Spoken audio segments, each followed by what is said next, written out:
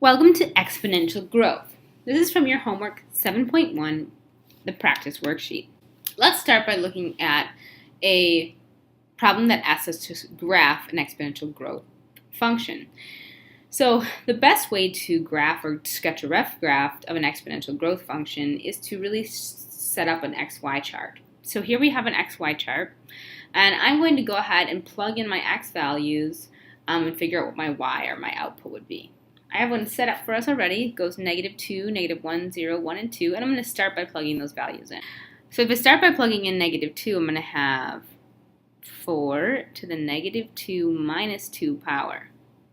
Well, that's really 4 to the -4th power, and I know that if I have a negative power, I have to drop it below the into the denominator, so that becomes 4 to the 4th power. And I know what 4 to the 4th power is.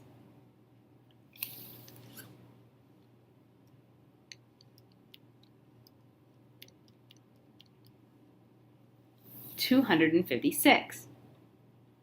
So I have 1 over 256. So that's a very small number. Okay, let's start by plugging in. That was f of -2.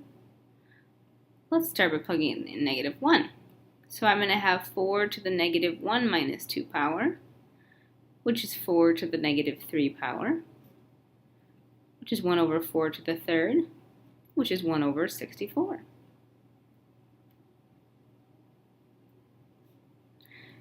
Plugging in 0, I'm going to have 4 to the 0 minus 2 power, which is 4 to the -2 power, 1 over 4 squared, which is 1/16. Plugging in 1, I'm going to have 4 to the 1 minus 2 power, which is going to be 4 to the -1 power, which is 1 over 4, so 1/4. And finally, plugging in 2, 4 to the 2 minus 2, which is 4 to the 0 power, which is 1. Now that I have calculated my points, I can go ahead and graph them. Now graphing them, I'm really doing a rough graph here, right? Because I have units of 1, right? This goes up by 1 for my x's and for my y's. So I'm going to start, I'm going to try to get as close as I can to the line without touching the line to represent 1/256, because that's a very small positive number, just slightly larger than 0. So if I go to -2 and then 256, I'll just put a little dot there.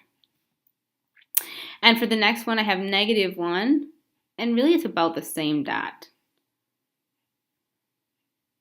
For 0, I'm going to 1/64. Again, I'm not really increasing by much because those things are so close to 0. However, for 1, I have 1/4, so I feel like I can go up a little bit farther to show that it's 1/4 of the way to 1.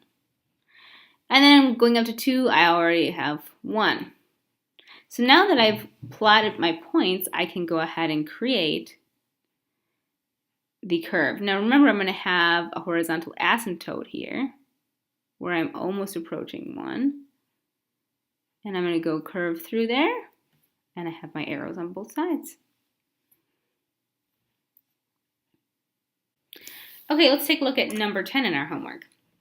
So number 10 says you deposit $3,500 into an account that earns 2.5% annual interest. Find the balance after 1 year if the interest is compounded with the given frequency.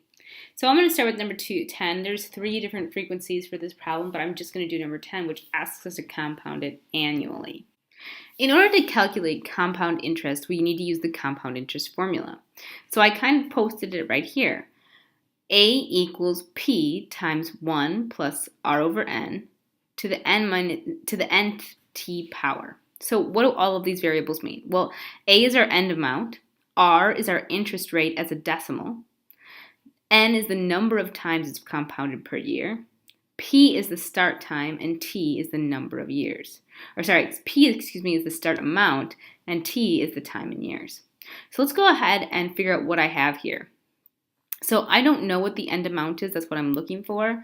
But I should know my P, my principal, which is my starting amount. So my principal was $3,500. And then I should know my R, my rate. But it says rate as a decimal, right? So my rate is 2.5% annual interest. And if I write that as a decimal, it's 0.025. My N is the number of times compounded per year. Well, if it's compounded annually, it's only compounded once in a year. And then finally, my T is my time in number of years. I'm wondering how much after 1 year. So my T is also 1. So now I should be able to just plug all of these amounts into my formula. A equals P principal, 3,500, times 1 plus my rate, which is 0.025, over N, which is the number of times compounded, 1, to the N times T power, that's 1 times 1. So if I calculate this in my calculator, so my answer will be $3,587.50 after 1 year.